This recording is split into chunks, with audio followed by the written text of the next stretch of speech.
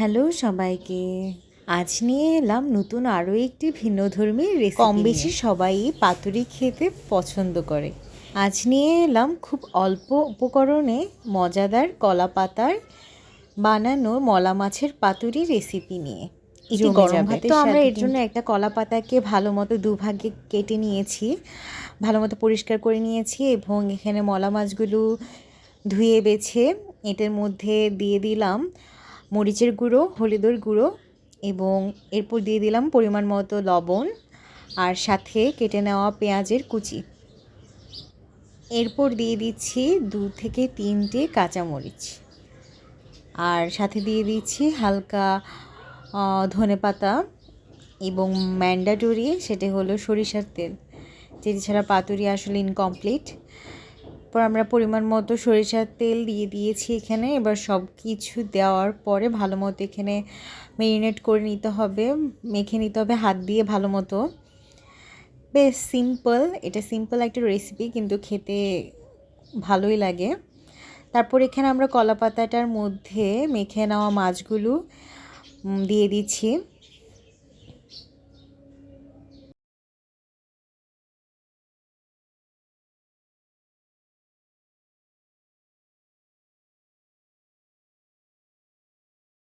তারপর এভাবে করে কলা পাতার মুখটা বন্ধ করে দিতে হবে।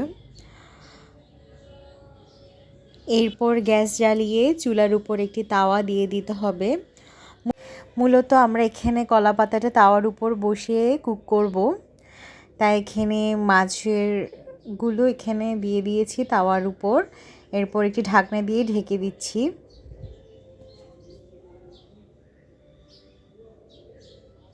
যেন বাতাসটা বের না হয় ওইদিকে খেয়াল রাখতে হবে, তাহলে ভালো মতো কুক হবে মাছটা। তারপর 30 মিনিট পর কলা পাতাটা এভাবে উল্টে দেব অন্য সাইড, যেন অন্য সাইডটা ভালো করে কুক হয়। এই যে আমি এখানে একটু করে দেখাচ্ছি, ভালো মতোই কুক হয়েছে। এখানে একটু হালকা পোড়া দাগ হয়েছে, যেটা খেতে এটা ভালোই লাগে। ব্যাস আমাদের রেডি মলা মাছের পাতুরি। গরম ভাতের সাথে সার্ভ করা হবে এখন। এই যে আমি একটু করে দেখাই দিচ্ছি কেমন হয়েছে দেখতে। একটু পোড়া পোড়া স্মোকি ফ্লেভার আসে এটা থেকে। গরম ভাতের সাথে কিন্তু খেতে ভালোই লাগে। তোমরা বাসায় একবার ট্রাই করে দেখতে পারো। তো আজ পর্যন্তই, দেখা হবে পরবর্তী কোনো ভিডিওতে। সবাই ভালো থাকবে, টাটা।